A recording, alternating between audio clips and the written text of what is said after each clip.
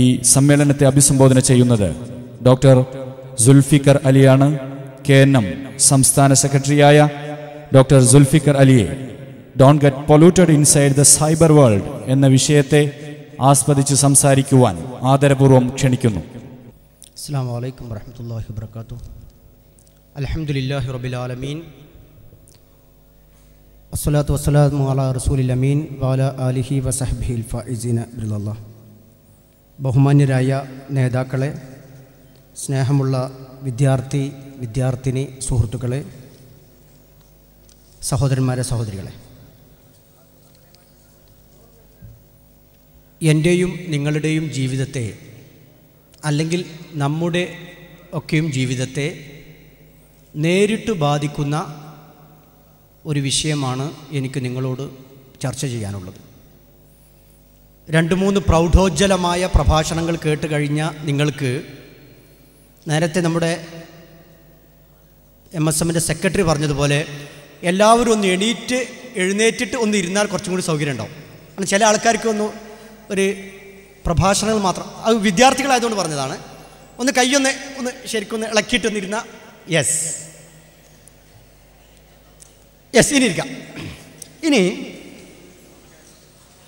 ഞാനൊരു ചെറിയൊരു സംഭവം പറയാം, നിങ്ങൾ കൂടി ആലോചിച്ചിട്ട് പറഞ്ഞാൽ മതി. ഒരു ദിവസം ഈ അടുത്ത കാലത്ത് നമ്മളോട് വിട പറഞ്ഞ AP അബ്ദുൽ ഖാദർ മൗലവിയോട് ഒരു സുഹൃത്ത് സംഭാഷണത്തിൽ ഇരുന്ന് സംസാരിക്കുമ്പോൾ ഞാൻ മൗലവിയോട് ചോദിച്ചു, ഒരുപാട് വർഷങ്ങളായി നമ്മുടെ കൂടെ ജീവിച്ച് നമുക്ക് നേതൃത്വം നൽകിയ APയോട് ഞാൻ ചോദിച്ചു, നിങ്ങളുടെ ജീവിതത്തിൽ നിങ്ങളെ അത്ഭുതപ്പെടുത്തിയ, ആശ്ചര്യപ്പെടുത്തിയ ഭൗതികമായ എന്ത് കാര്യമാണുള്ളതെന്ന് ചോദിച്ചു. നിങ്ങളോട് ആ ഒരു ചോദ്യം ചോദിച്ചാൽ നിങ്ങളെന്താ മറുപടി പറയാം? പൊതുവായിട്ട് ആണ് ചോദ്യം. നിങ്ങളൊക്കെ അതിശയപ്പെടുത്തിയ, പ്രത്യേകിച്ച് ഒരു പ്രായം ചെന്ന ഒരാളെ, കഴിഞ്ഞ നൂറ്റാണ്ടിലും ഈ നൂറ്റാണ്ടിലും ജീവിച്ചു കൊണ്ടിരിക്കുന്ന ഒരാളോട് ഈ ചോദ്യം ചോദിച്ചാൽ നമ്മളെന്താ മറുപടി പറയാം? AP എന്നോട് പറഞ്ഞു, കുറച്ചു നേരം ആലോചിച്ചിട്ട് പറഞ്ഞു, ഈ വിവര സാങ്കേതിക വിദ്യ IT ലോകത്തുണ്ടായ ഈ വിപ്ലവം എനിക്ക് ഒരിക്കലും മറക്കാൻ, അല്ലെങ്കിൽ എന്നെ ഏറ്റവും കൂടുതൽ ആശ്ചര്യപ്പെടുത്തിയ ഒരു കാര്യമാണ് എന്ന് പറഞ്ഞുകൊണ്ട് അദ്ദേഹം ഉദാഹരണം പറഞ്ഞത്, ആഫ്രിക്കയിലോ അതല്ലെങ്കിൽ അതേപോലെയുള്ള വിദൂരമായ ഒരു രാജ്യത്ത് നിൽക്കുന്ന ഒരാളോട് നേരിട്ട് നമുക്ക് സംസാരിക്കാൻ കഴിയുകയും അയാളെ കാണാൻ കഴിയുകയും അയാളുടെ ഭാവവും അയാൾ ഇരിക്കുന്ന സ്ഥലവും അയാളുടെ ചുറ്റുപാടുകളുമൊക്കെ നമ്മുടെ കയ്യിലുള്ള ഒരു ചെറിയ യന്ത്രം ഉപയോഗിച്ചുകൊണ്ട് നമുക്ക് അറിയാനും മനസ്സിലാക്കാനും കഴിയുകയില്ലേ എന്ന് ചോദിച്ചാൽ, അതാണ് എന്നെ ഏറ്റവും കൂടുതൽ അത്ഭുതപ്പെടുത്തിയ, ആശ്ചര്യപ്പെടുത്തിയ ഈ കഴിഞ്ഞ നൂറ്റാണ്ടിലെ ഒരു വലിയ അതിശയം എന്ന് AP എന്നോട് വ്യക്തിപരമായുള്ളൊരു സംസാരത്തിൽ പറയുകയുണ്ടായി. നമ്മളൊന്ന് ആലോചിച്ച് നോക്കൂ, IT റവല്യൂഷൻ അല്ലെങ്കിൽ ഇൻഫർമേഷൻ ടെക്നോളജി എന്നൊക്കെ പറഞ്ഞുകൊണ്ട് നമ്മൾ അറിയുന്ന നമ്മുടെ ഈ വിപ്ലവം ഇന്ന്, പണ്ട് കാലത്ത് നമ്മൾ ഹജ്ജിന് പോയ ആൾക്കാർ തിരിച്ചു വരുമ്പോൾ, എൻ്റെ ഉപ്പൊക്കെ പറഞ്ഞ് എനിക്ക് ഓർമ്മയുണ്ട്, തിരിച്ചു വന്നിട്ട് അവർ നാട്ടിൽ വന്നിട്ടാണ് പറയുക, ഞങ്ങൾക്ക് ഹജ്ജുൽ അക്ബർ ആയിരുന്നു, വെള്ളിയാഴ്ചയും അറഫയും ഒരുമിച്ച് ആയിരുന്നു എന്ന്. അവർ നാട്ടിലെത്തി അപ്പോൾ ഹജ്ജ് കഴിഞ്ഞ 1.5 മാസം കഴിഞ്ഞിട്ടാണ് നാട്ടിലെത്തുക. പക്ഷെ ഇന്ന് അവിടെ അറഫ പ്രഭാഷണം തുടങ്ങുന്നതിന് മുമ്പ് തന്നെ ഓൺലൈനിൽ നമ്മളിങ്ങനെ ഇരുന്നിട്ട് നമുക്കിങ്ങനെ കാണാൻ കഴിയുന്നു. ഇതൊരു വലിയ അതിശയമാണ്. ഞാൻ പറയുന്നത്, ഇപ്പോൾ ഒരുപാട് നല്ല നല്ല പ്രഭാഷണങ്ങൾ കേട്ട നിങ്ങൾ അറിയേണ്ട, മനസ്സിലാക്കേണ്ട വളരെ പ്രധാനപ്പെട്ട ചില കാര്യങ്ങൾ കുറച്ച് സമയത്തിനിടയിൽ പറയാനാണ് ഞാൻ ഉദ്ദേശിക്കുന്നത്. ഇവിടെ മുമ്പ് നമുക്കൊരാൾക്ക് ഒരു കാര്യം എത്തിച്ചു കൊടുക്കണമെങ്കിൽ ഉണ്ടായിരുന്ന അവസ്ഥ ആലോചിച്ച് നോക്കൂ. ഒരാൾക്ക് നമുക്ക് കുറച്ച് പൈസ കൊടുക്കണം. നമ്മളെ മകൻ ബോംബെയിലോ ഡൽഹിയിലോ പഠിക്കുന്നുണ്ട്, അയാൾക്ക് കുറച്ച് പൈസ എത്തിച്ചു കൊടുക്കണമെങ്കിൽ നമ്മുടെ അടുത്ത കാലത്ത് വരെ ഉണ്ടായിരുന്ന മണി ഓർഡർ എന്ന് പറയുന്ന സംവിധാനമോ അല്ലെങ്കിൽ DD എന്ന് പറയുന്ന സംവിധാനമൊക്കെയാണ്. ഇന്ന് നമ്മൾ ഒപ്പമുള്ള ഒരാളോട് പറഞ്ഞാൽ മതി, എന്ത്, ജസ്റ്റ് ഒന്ന് വിളിച്ചിട്ട് ഒന്ന് അയക്കുമെന്ന് പറഞ്ഞാൽ ലക്ഷക്കണക്കിന് രൂപ അങ്ങോട്ടും ഇങ്ങോട്ടും ട്രാൻസ്ഫർ ചെയ്യാൻ പറ്റിയ സംവിധാനം. മുമ്പ് നമ്മളോട് പറയും, നിൻ്റെ സർട്ടിഫിക്കറ്റിൻ്റെ ഒരു കോപ്പി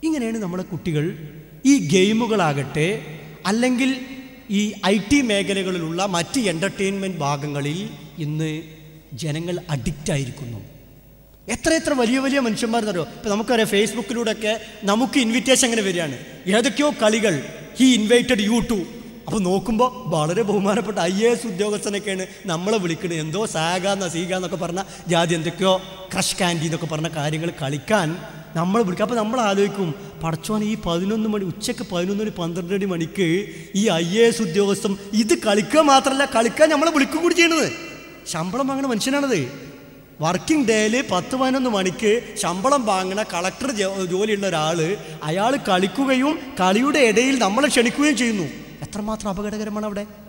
ഈ രൂപത്തിലേക്ക് ഈ വിർച്വൽ ഏരിയ ഇന്ന് നമുക്ക് വലിയ ആനന്ദമായിരിക്കുന്നു. ഒരു ഗെയിമാണ് കിട്ടിക്കഴിഞ്ഞാൽ കുട്ടികൾക്കത് മതി, കരഞ്ഞുകൊണ്ടിരിക്കുന്നു. ഇപ്പോൾ നമ്മൾ ഏതെങ്കിലും ഒരു പരിപാടിക്ക് ഇവിടേക്ക് ഇപ്പോൾ നമ്മളൊരു ചെറിയ മോനെ വിളിച്ചു കൊണ്ടുവന്നു എന്ന് വെച്ചോ, ഓന് പോവുക എന്ന് പറഞ്ഞിട്ട് ഇങ്ങനെ കുപ്പായം വലിക്കുമ്പോൾ ഫോണാണ്ട് എടുത്തിട്ടൊരു ഗെയിം കൊടുത്തു കഴിഞ്ഞാൽ പരിപാടി കഴിഞ്ഞാലും കുറച്ച് ചെയ്യട്ടെ എന്നറിയാം, അവിടെ തന്നെ ഇരിക്കും.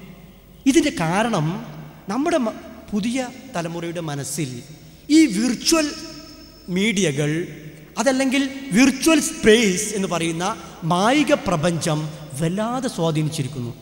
നിങ്ങൾ ശ്രദ്ധിച്ചിട്ടുണ്ടോ എന്നറിയില്ല, കഴിഞ്ഞ ദിവസം അമേരിക്കയിലെ അനീറ്റ സർക്കീസൽ എന്ന് പറയുന്ന ഒരു സാമൂഹ്യ പ്രവർത്തകയ്ക്ക് അവൾക്ക് വധഭീഷണിയും അതോടൊപ്പം തന്നെ ബലാത്സംഗ ഭീഷണിയും ഒരുമിച്ച് വരികയും അവൾ അമേരിക്കൻ പോലീസിൽ കംപ്ലയിൻറ്റ് ചെയ്യുകയും ചെയ്തു. കാരണം എന്താണെന്ന് വെച്ചാൽ അവരൊരു മനഃശാസ്ത്രപരമായി വിദ്യാർത്ഥികളോട് സംസാരിക്കുകയും വീഡിയോ ഗെയിമുകളിൽ നിന്നും ഓൺലൈൻ ഗെയിമുകളിൽ നിന്നും വിദ്യാർത്ഥികളെ രക്ഷപ്പെടുത്താനുള്ള പാക്കേജുമായി പ്രഭാഷണം നടത്തുന്ന വനിതയാണ് ഈ അനീറ്റ സർക്കീസൽ എന്ന് പറയുന്ന വ്യക്തിത്വം.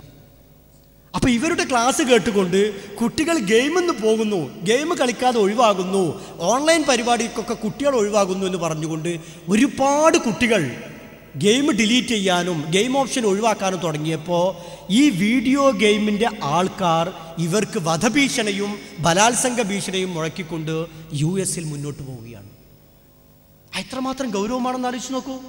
ഒരു വനിത വീഡിയോ ഗെയിമുകളിൽ നിന്ന് എങ്ങനെ കുട്ടികളെ മാറ്റാം നമ്മളൊക്കെ ആലോചിക്കേണ്ടതാണ്. ഇപ്പോൾ MSMൻ്റെ പ്രവർത്തകർ നമ്മളൊക്കെ ഫീൽഡിൽ ഇറങ്ങുമ്പോൾ നമ്മുടെ കൂടെയുള്ള വീട്ടിലെ കുട്ടി അല്ലെങ്കിൽ നമ്മൾ തന്നെ ഇതിങ്ങനെ കളിച്ചുകൊണ്ടിരിക്കുകയാണ്. ഒരു സാധനം ഇങ്ങനെ കുറേ മേൽക്ക് പോവുക, അത് താഴത്ത് പോവുക, ഇങ്ങനെ വരിക, ഇങ്ങനെ വന്ന് ഇതിപ്പോൾ മുട്ടിയാൽ കളി കഴിഞ്ഞ്. എന്താ ഒരു എൻ്റർടൈൻമെൻറ്റ് നിങ്ങൾ കണ്ടല്ലോ. പല ഫോണിലും പല ഗെയിമുകളുടെ ഒക്കെ വിഷയം എന്താണെന്ന് വെച്ചാൽ നമുക്ക് ഒന്നും ചലനം എന്ന് പറയുന്നത് ഒന്നും കിട്ടാത്ത രൂപത്തിലേക്ക് നമ്മളെ മനസ്സ് മാറുകയാണ്. ഒന്നുമില്ല, ഒരു ആക്ടിവിറ്റി ഇല്ല. ഇതിങ്ങനെ എന്നാൽ കോൺസെൻട്രേഷൻ ഉള്ള കുറേ കളികളുണ്ട്. കോൺസെൻട്രേഷന് വേണ്ടിയിട്ടുള്ള മെമ്മറി ടെക്നിക് ഗെയിംസ് എന്ന് പറയുന്ന ഏരിയകളുണ്ട്. ഇതൊരൊറ്റ കുട്ടി ഡൗൺലോഡ് ചെയ്യൂല, കളിക്കൂല. കാരണം എന്താ? അതിന് പ്രൊമോഷൻ കുറവാണ്, അതാരും പ്രൊമോട്ട് ചെയ്യുന്നില്ല എന്നുകൊണ്ട്. അതുകൊണ്ട് തന്നെ ഇന്ന് ഓൺലൈൻ ഗെയിമുകൾ, വിർച്വൽ ഗെയിമുകൾ, വീഡിയോ ഗെയിമുകളൊക്കെ വളരെ സജീവമായി നമ്മളെ കുട്ടികളെ ബാധിക്കുന്നു. വൈകുന്നേരങ്ങളിൽ പണ്ടത്തൊക്കെ കുട്ടികളെ കെട്ടിട്ടാൽ പോലും വീട്ടിലിരിക്കാത്ത കുട്ടികളുണ്ടായിരുന്നു. എനിക്കറിയില്ല, ഒരു അസർ സ്കെച്ച് ഒരു ചായ കുടിച്ച് വീട്ടിൽ വന്നു കഴിഞ്ഞാൽ പിന്നെ മഗ്‌രിബ് കഴിഞ്ഞിട്ടേ വീട്ടിൽ കുട്ടികളെത്താറുള്ളൂ. ഇപ്പോൾ നീ ഒന്ന് ഷോപ്പിൽ പോയിട്ട് ഒരു സാധനം വാങ്ങിക്കൊണ്ട് വരട്ടെ, ഇത് കഴിയട്ടെ, കുറച്ച് ചെയ്യട്ടെ എന്നിട്ട് മഗ്‌രിബാങ്ക് കൊടുത്താലും കഴിയാത്ത രൂപത്തിലേക്ക് നമ്മൾ ഈ ഓൺലൈൻ അഡിക്ഷൻ കുട്ടികളിലേക്ക് വന്നിരിക്കുന്നു. ഇതിന് ബുദ്ധിപരമായ ഒരുപാട് പ്രശ്നങ്ങളുണ്ട്, സാമൂഹ്യപരമായ പ്രശ്നങ്ങളുണ്ട്, വ്യക്തിത്വപരമായ പ്രശ്നങ്ങളുമുണ്ട്. വ്യക്തിത്വപരമായ പ്രശ്നം എന്ന് പറഞ്ഞാൽ അത് നമ്മുടെ പേഴ്സണാലിറ്റിയെ ഇൻട്രോവേർട്ട് ആക്കുന്നു. ഇൻട്രോവേർട്ട് എന്ന് പറഞ്ഞാൽ ഒരാളെ അകത്തേക്ക് മാത്രമാക്കി മാറ്റുന്നു. ഞാൻ മാത്രം, എനിക്ക് ഒറ്റയ്ക്ക് കളിച്ചാൽ മതി, ഞാൻ എൻ്റെ കളി അതിലിങ്ങനെ ആകുമ്പോൾ 2500 സ്ക്വയർ, 25,000 സ്ക്വയർ, യു വിൻ എന്നൊക്കെ കേൾക്കുമ്പോൾ നമുക്കൊരു സന്തോഷം കഴിഞ്ഞു. എന്നാൽ ഇതേ ആള് നേരെ തിരിച്ച് ഓഫ്ലൈൻ ഗെയിമുകൾ എന്ന് പറയുന്ന പുറത്ത് നമ്മൾ കളിക്കാൻ പറ്റിയ കോർട്ട് ഗെയിമുകളിലേക്ക് പോകുമ്പോൾ ആ കുട്ടിക്ക് പെർഫോം ചെയ്യാതെ കഴിയുകയും ആ കുട്ടി തോൽക്കുകയും ചെയ്യുന്നു. അങ്ങനെ മാനസികമായ ആഘാതങ്ങൾ ഉണ്ടാകുന്നു. ഇത് ഇന്ന് ഒരുപാട് പുതിയ കുട്ടികൾ അനുഭവിക്കുന്ന പ്രശ്നമാണ്.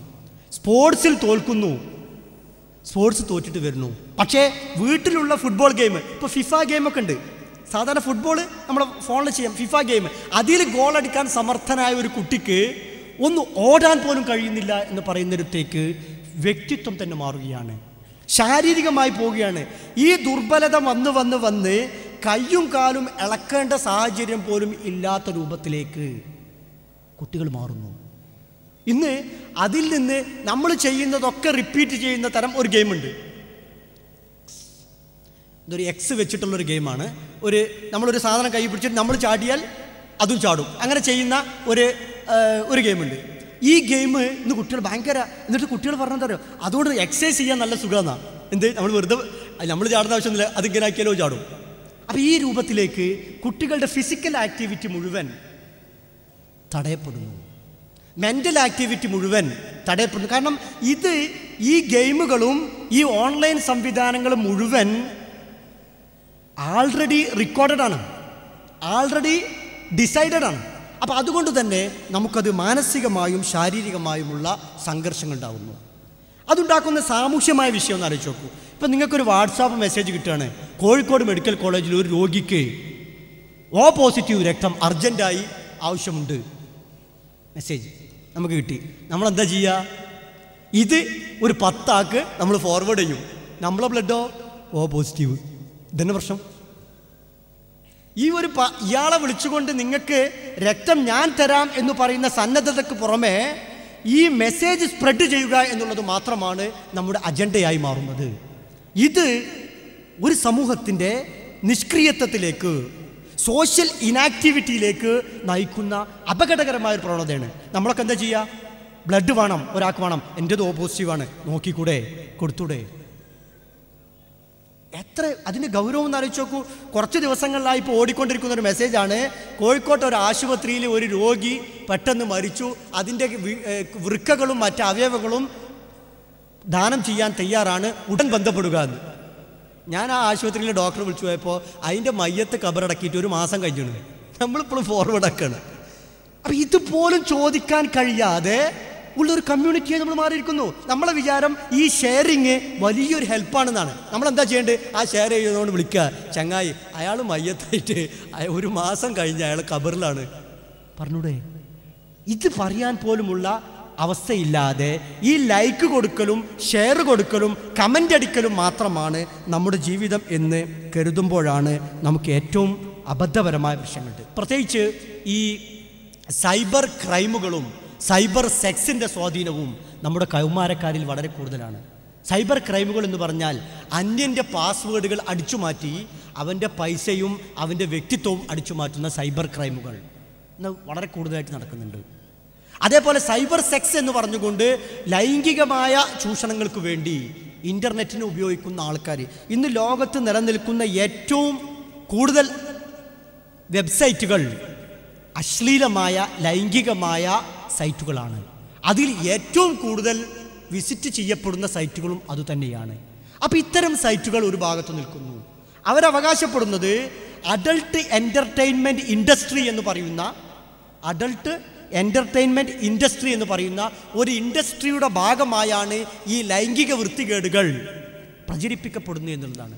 ഇതുണ്ടാക്കുന്നത് പ്രത്യേകിച്ച് അവിവാഹിതരായ ചെറുപ്പക്കാരിലും ചെറുപ്പക്കാരികളിലും ഉണ്ടാക്കുന്ന മായികമായ വിർച്വലായ ശാരീരികവും മാനസികവും വൈകാരികവും ലൈംഗികവുമായ പ്രശ്നങ്ങൾ ഇത് സമൂഹം ഒരുപാട് ചർച്ച ചെയ്തുകൊണ്ടിരിക്കുകയാണ്. ഇവിടെ നമ്മൾ അറിയേണ്ടത് ഇത്തരം സൈറ്റുകളിൽ, ഇത്തരം പ്രക്രിയകളിൽ, ഇത്രയും ഓൺലൈൻ അഡിക്ഷനുകളിൽ നമ്മൾ പെട്ടുപോയാൽ നമുക്ക് തിരിച്ചു വരാൻ വലിയ ബുദ്ധിമുട്ടുകളുണ്ടാകും. ആ ബുദ്ധിമുട്ടുകളാണ് നമ്മൾ മനസ്സിലാക്കുമ്പോഴാണ് ഇതിൽ നമുക്ക് എന്ത് ചെയ്യാൻ പറ്റുമെന്നുള്ളത്.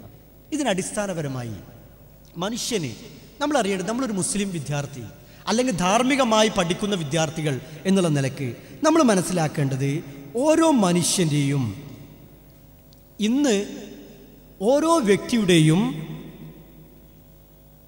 ഓരോ സംഭവത്തിൻ്റെയും നന്മയെയും തിന്മയെയും മിഴിവോടുകൂടി ക്ലാരിറ്റിയോടുകൂടി പകർത്താനും പരത്താനും നമുക്ക് കഴിയും. ഇപ്പോൾ ഇവിടെ നിന്ന് ഒരു പരിപാടി പ്രസംഗിക്കുന്ന ഒരാളുടെ ഫോട്ടോ നല്ല വൃത്തിയായി എടുക്കാനും ഇത് നാട്ടിലുള്ള ലോകത്തെ മുഴുവൻ ആളുകൾക്കും അനുനിമിഷം കൊണ്ട് അയച്ചു കൊടുക്കാനും നമുക്ക് സാധിക്കും. എന്നാൽ അപൂർവമായി ഏതെങ്കിലും ഒരു മനുഷ്യൻ ഇരിക്കുമ്പോഴോ നടക്കുമ്പോഴോ അദ്ദേഹത്തിൻ്റെ ഏതെങ്കിലും സ്വകാര്യമായ ഭാഗങ്ങൾ അറിയാതെ വെളിപ്പെട്ടു പോയാൽ അതും ഫോട്ടോ എടുക്കാനും അയക്കാനും സാധിക്കുന്നു. അതും വളരെ ക്ലാരിറ്റിയിൽ തന്നെ സാധിക്കുന്നു. ഇവിടെയാണ് ഉപയോഗിക്കുന്നവൻ മനുഷ്യനാണ്, അവന് ധർമ്മമുണ്ട്, അവന് ധാർമ്മികതയുണ്ട്, അവന് പടച്ചവനോട് സമാധാനം പറയേണ്ടി വരും എന്ന് നമ്മൾ ആലോചിക്കേണ്ടത്. ഒന്ന് ആലോചിച്ച് നോക്കൂ.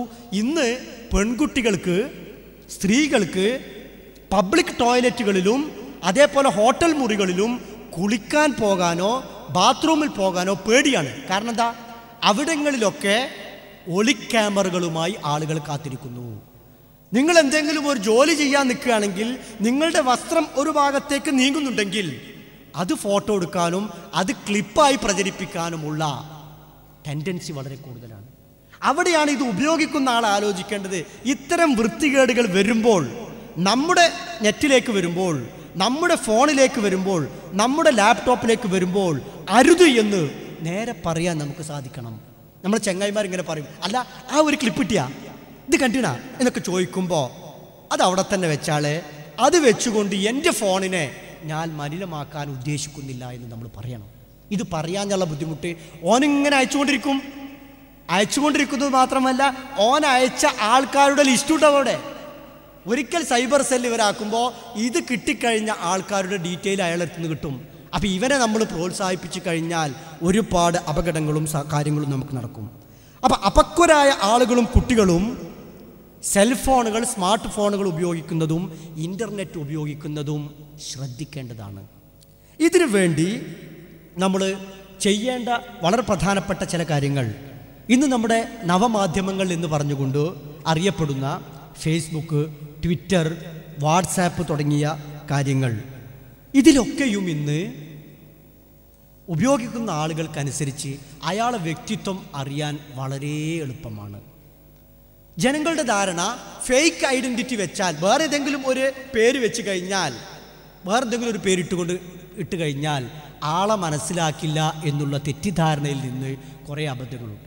ഒരിക്കൽ ഒരു പ്രശ്നത്തിനോട് ബന്ധപ്പെട്ടുകൊണ്ട് ഒരു മനുഷ്യൻ വെറുതെ തെറിയും തോന്നിയാസവും എല്ലാം അയക്കുന്ന ഒരാൾ ഇതാരാണ് എന്ന് അന്വേഷിച്ചപ്പോൾ വളരെ ബഹുമാനമുള്ള മതപണ്ഡിതനായ എല്ലാ ശുറൂത്തുകളും കീപ്പ് ചെയ്യുന്നൊരു മനുഷ്യൻ നെറ്റ് കയറിയിട്ട് ഭയങ്കര തെറി പറയും. ഇതൊരു മാനസിക രോഗമാണ്. ഇത് കൃത്യമായൊരു മാനസിക രോഗമാണ്. നേരിട്ട് പറയാൻ ധൈര്യമില്ലാത്തവൻ ഓൺലൈനിൽ കയറി തെറി പറയുന്നു എന്ന് പറഞ്ഞാൽ മാനസിക രോഗമാണ്. അയാൾക്കെന്താ, അതേ ആളെ പള്ളിയിൽ നിന്ന് കാണുന്നു, വേറെ സ്ഥലത്തുനിന്ന് കാണുന്നു, അയാൾക്ക് നേരിട്ട് ഇങ്ങനെ സംഭവം പറയില്ല, ഇങ്ങനെ ഉണ്ടാവില്ലേ, വളരെ അയാൾക്ക് പറഞ്ഞു, അയാൾ പറയില്ല. അയാൾ കാണുമ്പോൾ ഇങ്ങനെ വളരെ ഹൃമത്തോടു കൂടി റൂമിൽ ചെന്നിട്ട് അയാൾ എന്ത് ചെയ്യുക, തെറി അടിച്ചു വെക്കും. അപ്പോൾ ഓൺലൈൻ ആയാലും നേരിട്ടായാലും തെറി പറയുന്നവനും തോന്നിയാസം ചെയ്യുന്നവനും അതിൻ്റേതായ പ്രതിഫലങ്ങൾ ലഭിക്കും. ആരെങ്കിലും പറഞ്ഞാ ഇങ്ങനത്തെ കൂടി ഇപ്പോൾ നമ്മളൊരു തമാശക്ക് ആർക്കെങ്കിലും ഉറക്കം വരണമെങ്കിൽ ഒരു തമാശ പറയാണ്. ഇപ്പോൾ അടുത്ത് ഒരു ഇതിൽ കേട്ടൊരു കഥയാണ്. ഒരാൾ വെറുതെ കളിയാക്കാൻ വേണ്ടി ഒരു ഉസ്താദിനെ ഫോൺ ചെയ്യുന്നത് നിങ്ങൾ കേട്ടിട്ടുണ്ടാവും. ഉസ്താദെ, വെള്ളിയാഴ്ചയാണ്, ഞാൻ ഫേസ്ബുക്കിലാണ്, 40 ആൾക്കാർ ഓൺലൈൻ ഉണ്ടായാലേ ഫേസ്ബുക്കിൽ നമുക്ക് ജുമാ നടത്താൻ പറ്റുമോ എന്ന് നിങ്ങൾ കേട്ടിട്ടുണ്ടാവും. അവസാനം അപ്പോൾ തമാശയായിട്ട് ഇങ്ങനെ കേൾക്കുന്നതാണ്. അപ്പോൾ ഉസ്താദിന് മറുപടി അങ്ങനെയാണല്ലേ, ഈ ഒരു പണി, നിൻ്റെ വീട്ടിൽ ഫ്രിഡ്ജ് ഉണ്ടാവും. ആണ്ട് ആ ഫ്രിഡ്ജ് നടുക്കിട്ടിട്ട് ഒരു നല്ല കറുപ്പ് തുണിയും കൂടിയാണ് വെച്ചാണ്ട് നീ കബേന്ന് വിചാരിച്ചാണ്ട് തോഫ് കൂടി ചെയ്ത് അജ്ജും കൂടി അവിടെ തന്നെ ചെയ്താളേന്ന്. ഈ രൂപത്തിലേക്കാണ് നമ്മളെ കുട്ടികളുടെ മനസ്സ് പോകുന്നത്. ഇനിയിപ്പോൾ പള്ളിയിൽ പോണതിൻ്റെ വഴിയിലാണല്ലോ ഇത് വരുന്നത്. അപ്പം ഇനിയിപ്പോൾ എന്താ ചെയ്യുക? ഇത് മനസ്സിലാക്കാൻ വേണ്ടി ഒരു എളുപ്പമാർഗമുണ്ട്. അതാണ് അതിൻ്റെ സയൻസ് രൂപത്തിൽ ഞാൻ പറയുന്നത്. ഇൻ്റർനെറ്റ് അഡിക്ഷൻ ഡിസോർഡേഴ്സ് എന്ന് പറഞ്ഞുകൊണ്ടുള്ള ഒരു മാനസിക രോഗമുണ്ട്. മാനസിക രോഗം എന്ന് പറഞ്ഞാൽ പിരാന്തന്മാരുടെ രോഗം എന്ന് തെറ്റിദ്ധരിക്കേണ്ടതില്ല. ഈ കേൾക്കുന്ന നിങ്ങൾക്കോ ഈ അറിയുന്ന നമ്മൾക്കോ ആർക്കും വരാവുന്നതാണ്. അത് ഉണ്ടോ എന്നറിയാൻ 5 പോയിന്റുകൾ നമ്മൾ നോക്കിയാൽ മതി. എനിക്കുണ്ടോയെന്ന് ഞാൻ നോക്കാം, നിങ്ങൾക്കുണ്ടോ നിങ്ങൾ നോക്കുക. 1, രാവിലെ എണീറ്റ് ഉടനെ ഫോണിൽ എന്തെങ്കിലും മെസ്സേജ് വന്നിട്ടുണ്ടോ എന്ന് നോക്കുന്നുണ്ടെങ്കിൽ തകരാറുണ്ട് എന്നർത്ഥം. എണീച്ച ഉടനെ ആദ്യം ചെയ്യുന്ന പരിപാടി അൽഹംദുലില്ലാഹി അഹ്യാനാന്നുണ്ട് ഇത് പറഞ്ഞതിന് മുമ്പ് നമ്മൾ കണ്ട് എണീറ്റ ഉടനെ ഫോണിൽ വാട്സാപ്പിൽ ആരെങ്കിലും എന്തെങ്കിലും അയച്ചിട്ടുണ്ടോ, ഫേസ്ബുക്കിൽ മെസ്സേജ് ഉണ്ടോ, ഇതുണ്ടോ, ഇയാൾക്ക് ഇൻ്റർനെറ്റ് അഡിക്ഷൻ ഡിസോർഡർ ഉണ്ട് എന്നുള്ളതാണ് 1. രണ്ടാമത്, ഒരു ദിവസം ഇൻ്റർനെറ്റ് ആക്സസ് നമുക്ക് പോയി, എന്തെങ്കിലും പ്രശ്നങ്ങൾ കൊണ്ടോ അല്ലെങ്കിൽ പൈസ റീചാർജ് ചെയ്യാത്തത് കൊണ്ടോ അല്ലെങ്കിൽ ആ സ്ഥലത്ത് കണക്ഷൻ ഇല്ലാത്തത് കൊണ്ടോ നെറ്റ് ഇല്ലെങ്കിൽ വലിയൊരു ഇടങ്ങാറി നമുക്ക്. പഠിച്ചോനെ എന്താ പായ്ക്കുക, ലൈക്ക് അടിച്ചോല് ഷെയർ ചെയ്തിട്ടുണ്ടാവോ, ഷെയർ ചെയ്തോല് ഇനി വേറെ എന്തെങ്കിലും ചെയ്തിട്ടുണ്ടാവോ, ഈ ബേജാറ് വരുന്നുണ്ടെങ്കിൽ അതും ഇൻ്റർനെറ്റ് അഡിക്ഷൻ ഡിസോർഡറാണ്. മൂന്നാമത്, നമ്മുടെ ബാറ്ററി, ഫോണിൻ്റെയോ ലാപ്ടോപ്പിൻ്റെയോ ബാറ്ററി വീക്കാകുന്നുണ്ടെങ്കിൽ അതിൽ നമുക്ക് ഭയങ്കര അസ്വസ്ഥത. എന്താ, ഇനിയിപ്പോൾ കുറച്ച് നേരത്തിന് നമുക്ക് മെസ്സേജ് കിട്ടൂലല്ലോ, നമുക്ക് ഓൺലൈൻ കിട്ടൂലല്ലോ എന്നുള്ള അസ്വസ്ഥത പ്രകടിപ്പിക്കുന്നുണ്ടെങ്കിൽ. പിന്നീട് നമ്മുടെ ഒരാൾ 1 മണിക്കൂറിൽ 2 തവണയിലേറെ അവനവൻ്റെ ഫോണിൽ മെസ്സേജ് ചെക്ക് ചെയ്യുന്നുണ്ടെങ്കിൽ അതിൻ്റെ അർത്ഥം അയാൾ ഇതിനോടൊരു അഡിക്ഷൻ ഉണ്ടെന്നാണ്. വെറുതെ ഇങ്ങനെ നോക്കുക, ഏതെങ്കിലും മെസ്സേജ് വന്നിക്കണം, ആരെങ്കിലും പറയുകയാണ് ഞാനിപ്പോൾ എനിക്ക് മെസ്സേജിൽ ഇങ്ങനെ സാധനം അയച്ചു തരാം എന്ന് പറയുകയാണെങ്കിൽ ഓക്കെ. അതല്ലാതെ വെറുതെ ഇടയ്ക്കിടയ്ക്ക് ഇങ്ങനെ മെസ്സേജ് ഒന്ന് നോക്കുക, എന്നിട്ടുള്ള മെസ്സേജ് വരുമ്പോൾ നോക്കുക, ഈ ചെയ്യുന്നുണ്ടോ എന്ന് നോക്കുക. 5ാമത്തെ കണ്ടീഷനായിട്ട് പറയുന്നത്, ഏതെങ്കിലും ഒരു കമൻറ്റോ ഫോട്ടോ കണ്ട ഉടൻ കയറി പ്രതികരിക്കുക. ഇതും ഈ ഒരു ഡിസോർഡറിൻ്റെ ഭാഗമാണ്. ഒരു ഫോട്ടോ കൊണ്ട് കണ്ടു, അപ്പം നമുക്ക് തോന്നിയ സാധനങ്ങൾ മുഴുവൻ, നിങ്ങൾ ഇന്ന ആളെ ചെല്ലല്ലേ, അയാൾ ഇന്നിൻ്റെ ആളല്ലേ, അയാൾ മറ്റേത് പണ്ട് അയാൾ ഇങ്ങനെ ചെയ്ത ആളല്ലേ, അതിൻ്റെ ആളല്ലേ, ഇതിൻ്റെ ആളല്ലേ എന്ന് പറഞ്ഞാൽ ഇങ്ങനെ ആക്കുന്നുണ്ടെങ്കിൽ അയാൾക്കും ഇൻ്റർനെറ്റ് അഡിക്ഷൻ ഡിസോർഡർ ഉണ്ട് എന്നാണ് മനസ്സിലാക്കുക. എന്തെങ്കിലും കേട്ട് ഉടനെ തന്നെ മുജാഹിദ് കേട്ട് കഴിഞ്ഞാൽ മുജാഹിദിനെ പറ്റിയുള്ള എല്ലാ തെറികളും വരിക. ഒരു സംഭവം കേട്ട് കഴിഞ്ഞാൽ അല്ലെങ്കിൽ ഇതിനെ പറ്റിയുള്ള മൊത്തത്തിൽ. അപ്പോൾ ഇത് പ്രത്യേകിച്ച് പ്രവാസികളായ ആൾക്കാർക്ക്, ഗൾഫിൽ ജീവിക്കുന്ന ആൾക്കാർക്ക് ഈ അസുഖം വളരെ കൂടുതലാണെന്നാണ് കേൾക്കുന്നത്. കാരണം എന്താണെന്ന് വെച്ചാൽ പല ആൾക്കാരും ചെയ്യുന്നത്, നമ്മളൊരു കാര്യം മനസ്സിലാക്കേണ്ടത്, ഒരു കമ്പനി നമുക്ക് ശമ്പളം തരുന്നത് ആ കമ്പനിക്ക് വേണ്ടി ജോലി ചെയ്യാൻ വേണ്ടിയിട്ടാണ്. പക്ഷെ പല ആൾക്കാരും ചെയ്യുന്നത് ആ ശമ്പളം വാങ്ങിക്കൊണ്ട് ഈ ഇൻ്റർനെറ്റിലും മറ്റിലും അവരുടേതായ മറ്റു പ്രവർത്തനങ്ങളുമായി മുന്നോട്ട് പോകുന്നു. അവരവകാശപ്പെടുന്നത് ദഅവത്താണെന്നൊക്കെയാണ്.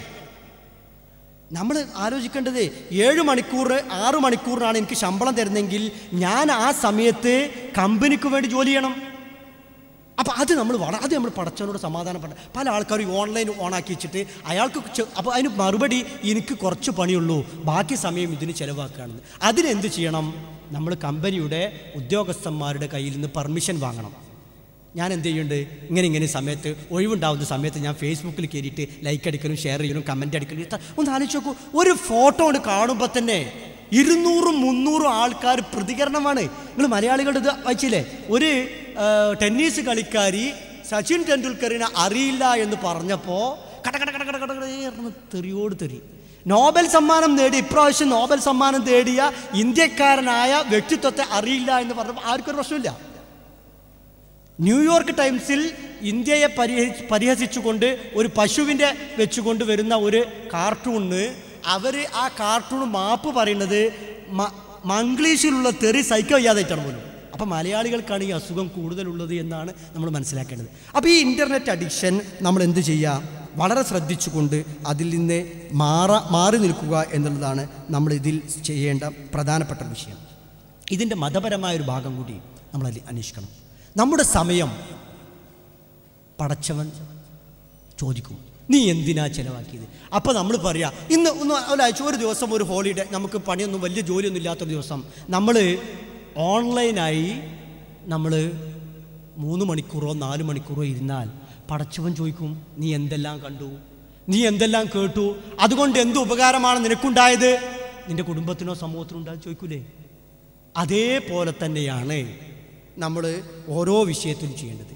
അതിന് ഏറ്റവും നല്ല മാർഗം സംഘം ചേരുക, സംഘടനയിൽ ചേരുക എന്നതാണ്. നമ്മളൊരു ഗ്രൂപ്പായി നിന്ന് കഴിഞ്ഞാൽ, ഇപ്പോൾ നമ്മളൊക്കെ ചെറുപ്പത്തിൽ ഒരിക്കലും നമുക്ക് എന്ത് ചെയ്യാൻ പറ്റിയിട്ടില്ല, സമയം കിട്ടുന്നില്ല. എന്താ, MSMൻ്റെ പരിപാടി, ബാലവേദിൻ്റെ പരിപാടി, ക്യാമ്പസ് വിങ്ങിൻ്റെ പരിപാടി, ഇങ്ങനെ പരിപാടികളുണ്ടായി നിരന്തരം. ഇപ്പോൾ ഇന്നിപ്പോൾ ഒരു അവധി ദിവസമാണ്, നിങ്ങളിവിടെ MSMൻ്റെയും MGMൻ്റെയും പ്രവർത്തകർ ഇവിടെ ഇരിക്കുന്നത് കൊണ്ട്, അല്ലെങ്കിൽ ഈ സമ്മേളനത്തിൽ വന്ന ആൾക്കാർ ഇല്ലെങ്കിൽ വീട്ടിലെന്താ ചെയ്യുക, കമ്പ്യൂട്ടറുണ്ടെങ്കിൽ കമ്പ്യൂട്ടറിൽ ഇരിക്കും, TV ഉണ്ടെങ്കിൽ TV യിലിരിക്കും, ഇങ്ങനെയല്ല സമയം കഴിയുക.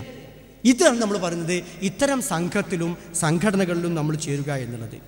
മൂന്നാമതായി അംറു ബിൽ മഅറൂഫ് നഹ്യു അനിൽ മുൻകർ എന്ന് പറയുന്നത് വളരെ, നിങ്ങൾ അറിയില്ലേ, ഇസ്രായേലിയർക്കൊക്കെ വന്ന എല്ലാവിധ പീഡനങ്ങൾക്കും കാരണമായിക്കൊണ്ട് പറയുന്നത്, നമ്മുടെ സുഹൃത്തിൻ്റെ ഫോണിൽ ഒരു ചീത്ത കാര്യം കണ്ടാൽ ഓനോട് പറയുക, മോനെ ഇത് കണ്ടാൽ പടച്ചവൻ നിന്നോട് ചോദിക്കും, നമ്മളാണ്ട് പറഞ്ഞാൽ മതി. അത് നമ്മൾ കുറേ വട്ടം അപ്പോൾ അവൻ പറയും വേണ്ടടാ വിട്ടാളെ. ഒന്നുകിൽ അവൻ നമ്മുടെ ഫ്രണ്ട് സർക്കിളിൽ നിന്ന് ഒഴിവായി പോകും. ഓൻ്റെ അടുത്ത് പോയാൽ എപ്പോഴും ഇതേ പറയുള്ളൂ, ഒഴിവായി, നമ്മൾ രക്ഷപ്പെട്ടു. അല്ലെങ്കിൽ നമ്മൾ എന്ത് ചെയ്യുക, അവൻ നമ്മുടെ മാർഗത്തിലേക്ക് വരും. അപ്പം അതിന് വേണ്ടിയിട്ടുള്ള സംവിധാനങ്ങളും എന്തുണ്ടാക്കുക. പിന്നെ പരമാവധി നമുക്ക് ചെയ്യാവുന്നത് തെറ്റ് ചെയ്യാനുള്ള സാഹചര്യങ്ങളും സന്ദർഭങ്ങളും നമ്മൾ നമ്മുടെ ജീവിതത്തിൽ നിന്ന് ഒഴിവാക്കുക. സാഹചര്യങ്ങളും സന്ദർഭങ്ങളുമാണ് തെറ്റ് ചെയ്യാനാക്കുന്നത്. അതിന് ഇതിൻ്റെ ഈ വിഷയം പഠിച്ച വ്യക്തികൾ പറയുന്നത്, നമ്മൾ ഒരു വീട്ടിലെ ഇൻ്റർനെറ്റ് ഒരിക്കലും തന്നെ ബെഡ്റൂമിലോ സ്വകാര്യ റൂമുകളിലോ വെക്കാൻ പാടില്ല. റൂമിൻ്റെ നടുക്ക് വെക്കുക. ഇപ്പോൾ ടി വി ഒക്കെ ആളുകൾ അങ്ങനെയുള്ള വെക്കുക. ഇൻ്റർനെറ്റും അവിടെ തന്നെ വെക്കുക, കമ്പ്യൂട്ടറും അവിടെ തന്നെ വെക്കുക. അതിൽ നടന്നു പോകുന്നവനും അതല്ലെങ്കിൽ വീട്ടിൽ പ്രവേശിക്കുന്നവരൊക്കെ ഇവൻ എന്താ കാണുക എന്ന് അറിയണം, ഇവൻ എന്താ കേൾക്കണേ എന്ന് അറിയണം. ഇല്ലെങ്കിൽ ഒന്ന് ആലോചിച്ച് നോക്കൂ, ഇന്ന് ഞാൻ നേരത്തെ സൂചിപ്പിച്ച വീഡിയോ ഗെയിമുകളിലും ഇൻ്റർനെറ്റ് ഗെയിമുകളിലുമുള്ള അപകടകരമായ ഒരുപാട് സാധനങ്ങളുണ്ട്. ഒരു താടി വെച്ച ഒരു മുസ്ലിം ഇയാളെങ്ങനെ നിർത്തിയിട്ട് പേര് ബിൻ ലാദൻ നിട്ടണോ, എന്നിട്ട് നമ്മളോട് പറയാം ഷൂട്ട് ചെയ്യും. നമ്മളിങ്ങനെ കട പറയുമ്പോൾ കുറേ കൊണ്ടുപോകും, അതിൻ്റെ സ്കോർ ഇങ്ങനെ കൂടുക, ഒരാളെ കൊല്ലുക. അത് അപ്പോൾ ഒരു തീവ്രവാദി, അത് അപ്പോൾ ഇങ്ങനെയുള്ള ഒരാളെ കൊന്നാൽ ഒരു പ്രശ്നവുമില്ല എന്ന് കുട്ടികൾ ഇങ്ങനെയുള്ള ഗെയിമുകൾ ഉണ്ടാക്കുമ്പോൾ മക്കളോട് പറയും മോനെ നീ ഇന്നോ സാധനം ചെയ്തോ. ഇപ്പം എല്ലാവരും പറയാം പ്രൊജക്റ്റ് നോക്കാൻ വേണ്ടിയിട്ടാണ് കമ്പ്യൂട്ടർ നോക്കുന്നത്. പ്രൊജക്റ്റ് നോക്കാൻ സ്കൂളുകളിലും കോളേജിലൊക്കെ പ്രൊജക്റ്റ് ഉണ്ടാവും. എന്തെങ്കിലും സാധനം നിങ്ങൾ ബുക്ക് റെഫർ ചെയ്ത് വരണം എന്നാ പറയുക. ഇവരെന്താ ചെയ്യുക, അതിന് നേരെ പകരം നെറ്റിലണ്ട് അടിച്ചു നോക്കും. ഇന്ത്യയിലെ മൃഗങ്ങൾ എന്നുള്ളൊരു ആനിമൽസ് ഓഫ് ഇന്ത്യ അടിച്ചാൽ കുറേ സാധനം വരും. ഇന്ത്യയിലെ മൃഗം നമ്മളൊക്കെ പഠിക്കുന്ന കാലത്ത് ഇത് കിട്ടണമെങ്കിൽ ഒരുപാട് ലൈബ്രറികളിൽ പോയി അതിൽ നിന്ന് കോപ്പി എടുത്ത് നമ്മൾ വരേണ്ടിയിരുന്നു. അപ്പോൾ ഇത് നമ്മൾ മനസ്സിലാക്കിക്കൊണ്ട് നമ്മൾ എന്ത് ചെയ്യുക, ഈ കാര്യങ്ങൾ നമ്മൾ ഇതാക്കുക. അപ്പോൾ വൃത്തികെട്ട മെസ്സേജുകളും വൃത്തികെട്ട സന്ദേശങ്ങളും വരുമ്പോൾ ഉടൻ തന്നെ അയച്ച ആളോട് പറയുക ഞാൻ ആ ടൈപ്പല്ല എന്ന് പറഞ്ഞാൽ മതി. ഞാൻ ആ ടൈപ്പല്ല, എനിക്കത് വേണ്ട, അവിടെ തന്നെ വെച്ചോ എന്ന് പറഞ്ഞാൽ അവരത് നിർത്തും. അത് ആരാകട്ടെ, ഇപ്പം മിസ് കോൾ അടിക്കുന്ന ആളാണെങ്കിലും അതല്ല നമ്മളോട് തോന്നിയാസം പറയാൻ ഉദ്ദേശിക്കുന്ന ആളാണ്, തെറി പറയാൻ ഓരോടൊക്കെ പറഞ്ഞാൽ മതി, ഒറ്റ സംസാരം പറഞ്ഞാൽ മതി, ഇതാക്കിയാൽ മതി, ഞാൻ ആ ടൈപ്പല്ല, എന്നെ ഇന്ന് ഒഴിവാക്കിയെന്ന് പറഞ്ഞാൽ ഭൂരിപക്ഷം ആളുകൾ ഇതാക്കും. പിന്നെ കണ്ട എല്ലാ ഗ്രൂപ്പുകളിലും നമ്മൾ ചേരരുത്. ഓൺലൈനിൽ ഒരുപാട് ഗ്രൂപ്പുകളുണ്ടാവും. അത് ഇസ്ലാമിൻ്റെ പേരിലുണ്ടാവും, അല്ലാത്തിൻ്റെ പേരിലും ജനറലായിട്ടൊക്കെ ഉണ്ടാവും. ഫുട്ബോൾ ഗ്രൂപ്പ്, അത് ഗ്രൂപ്പ്. ഇതിലൊക്കെ ആയിക്കഴിഞ്ഞാൽ ഇതിലുള്ള ആളുകൾക്ക് കോമൺ മെസ്സേജുകൾ വരും. കോമൺ മെസ്സേജുകളിൽ പലതും സഭ്യമല്ലാത്ത മെസ്സേജുകളായിരിക്കും. ഇപ്പം ഞാനൊക്കെ തന്നെ നമ്മൾ ഈ പീഡിയാട്രീഷ്യൻസിൻ്റെയും അതേപോലെയുള്ള ചില എമർജൻസി മെഡിസിൻ്റെ ഒക്കെ ചില ഗ്രൂപ്പുകളിൽ ആൾക്കാർ തമാശയ്ക്ക് വേണ്ടി അയക്കുക. പക്ഷേ ഈ തമാശ പലപ്പോഴും നമുക്ക് തമാശ ആവില്ല, അത് ഗൗരവമുള്ള വിഷയമായിരിക്കും. അതിന് നമ്മൾ പ്രതികരിക്കാനും അതിന് മറുപടി പറയാനും നിൽക്കുമ്പോൾ നമുക്ക് അതേ നേരം ഉണ്ടാവുള്ളൂ. അതുകൊണ്ട് എന്ത് ചെയ്യുക, അത്തരം ഗ്രൂപ്പുകളിൽ നിന്നും അത്തരം ആളുകളിൽ നിന്നും നമ്മൾ എന്ത് ചെയ്യുക, മാറുക. പാരൻസ് ചെയ്യേണ്ടത് നമ്മുടെ മക്കൾ ഏതെല്ലാം സൈറ്റുകളിൽ പോകുന്നു, ഏതെല്ലാം വെബ്സൈറ്റുകളാണ് കാണുന്നത്, ഏതെല്ലാം വാട്സാപ്പാണ് അവൻ്റെ ഫോണിലുള്ളത്, എന്തെല്ലാം മെസ്സേജാണ് വരുന്നതെന്നത് മക്കളുടെ ഫോണ് ബാപ്പന്മാർ നോക്കണം. ഇടയ്ക്ക് ബാപ്പാരത് മക്കളും നോക്കണം. എന്തിനാ? അങ്ങനെ ആകുമ്പോൾ കുറേ സമാധാനം ഉണ്ടാവും. ഇപ്പോൾ എപ്പോഴും നമ്മൾ ശ്രദ്ധിക്കേണ്ടത് എല്ലാവരും പാസ്വേഡ് ഇട്ടുകൊണ്ട് ഫോൺ പൂട്ടി വെക്കും. അതിൻ്റെ കോഡുണ്ടാവും, അതാക്കിയല്ലേ. അതുണ്ടെങ്കിൽ തന്നെ ആദ്യം പറയാം അങ്ങനെ പാസ്വേഡ് ഇടാൻ പാടില്ലാത്ത ബന്ധങ്ങളുണ്ട്. ഭാര്യയും ഭർത്താവും തമ്മിൽ പാസ്വേഡ് ഇടേണ്ട ഒരു ബന്ധമല്ല. ബാപ്പയും മോനും തമ്മിൽ വാപ്പാൻ്റെ ഫോണ് മോനും മോൻ്റെ ഫോണ് വാപ്പാക്കും നോക്കിയാൽ ഒരു തകരാറും വരാൻ പാടില്ല. അങ്ങനെ ഉണ്ടെങ്കിൽ ഒന്നുകിൽ വാപ്പാക്ക് തരാറുണ്ട്, അല്ലെങ്കിൽ മോന് തരാറുണ്ട്, അല്ലെങ്കിൽ രണ്ടുള്ള ആൾക്കും തകരാറുണ്ട്. ഇത് മനസ്സിലാക്കിക്കൊണ്ട് നമ്മൾ എന്ത് ചെയ്യുക, ആ ട്രാൻസ്പെറൻസി, എൻ്റെ ഫോൺ ഇതാ ഇവിടെ ആർക്കും പരിശോധിക്കാം എന്ന് കൊടുക്കാൻ പറ്റുന്ന ഒരു ട്രാൻസ്പെറൻസി, ഒരു സുതാര്യത നമ്മുടെ ജീവിതത്തിൽ ഉണ്ടാകും. ആർക്കും പരിശോധിക്കാം, എന്താ പ്രശ്നമൊന്നുമില്ല. ഇതിലങ്ങനെ ആൾക്കാർക്ക് കാണാൻ പറ്റാത്ത സാധനങ്ങളോ കേൾക്കാൻ പറ്റാത്ത സാധനങ്ങളോ ഉണ്ടോ എന്ന് ആർക്കും കൊടുക്കാനും പറയാനും പറ്റുന്ന രൂപത്തിലേക്ക് നമ്മളാക്കുക. സർവോപരി നമ്മുടെ എല്ലാ ചൈതികളും ഓൺലൈനായാലും ഓഫ്ലൈനായാലും സ്ട്രീറ്റായാലും പള്ളിയിലായാലും എവിടെ നിന്നും അള്ളാഹു കാണുന്നു എന്നുള്ള വിശ്വാസം, അത് ഒരു ചെറിയ വിശ്വാസമൊന്നുമല്ല. ഇത് സുദൃഢമാണെങ്കിൽ ഞാൻ ചെയ്യുമ്പോൾ പടച്ചോനെ ഇയാളെപ്പറ്റി തെറി എഴുതി കഴിഞ്ഞാൽ നാളെ പടച്ചോനെ നിൻ്റെ മുമ്പിലെത്തുമ്പോൾ അയാൾ ചോദിക്കൂലേ, ഇയാളെ നീ ഫേക്ക് ID വെച്ചുകൊണ്ട് തോന്നിയാസം പറഞ്ഞില്ലേന്ന് ചോദിക്കൂലേ, ഇയാളെ ഇത്ര മോശമായി. ഇപ്പോൾ ഒരാളെടുത്തൊരു തെറ്റ് പറ്റിയാൽ ആ തെറ്റ് നമ്മൾ ഫോർവേഡ് ചെയ്താൽ എന്താ പറ്റുക, ഒരു തിന്മ പ്രചരിപ്പിക്കുന്നു ഒരാൾ, അപ്പോൾ അതിൻ്റെ ശിക്ഷ നമുക്ക് ലഭിക്കും. ഇങ്ങനെ നമ്മൾ നോക്കിക്കൊണ്ട് സുതാര്യമായി നമ്മൾ ജീവിക്കുക കഴിഞ്ഞാൽ ഇതിൽ നമുക്ക് ഒരുപാട് മാറ്റങ്ങൾ വരുത്താൻ കഴിയും. ഇത് വളരെ വിശദമായി സംസാരിക്കേണ്ട, ചർച്ച ചെയ്യേണ്ട ഒരു വിഷയമാണ്. ഇൻഷാ അല്ലാഹ് പിന്നെ എപ്പോഴെങ്കിലും സമയം കിട്ടുകയാണെങ്കിൽ നമുക്ക് സംസാരിക്കാം. പടച്ചവൻ ഈ ഒത്തുചേരൽ ഒരു സ്വാലിഹായ കർമ്മമായി സ്വീകരിക്കുമാറാകട്ടെ. നമ്മിൽ നിന്ന് വന്നു ചേർന്ന വലുതും ചെറുതുമായ പാപങ്ങൾ അവൻ്റെ മഹത്തായ ഫദ്ൽ കൊണ്ട് പുറത്ത് മാപ്പാക്കി തരുമാറാകട്ടെ. റബ്ബനാ തഖബ്ബൽ മിന്നാ ഇന്നക അൻതൽ അലീമുൽ ഹകീം വതുബ് അലൈനാ ഇന്നക അൻതത് തവ്വാബുർ റഹീം. ആമീൻ ബിറഹ്മതിക.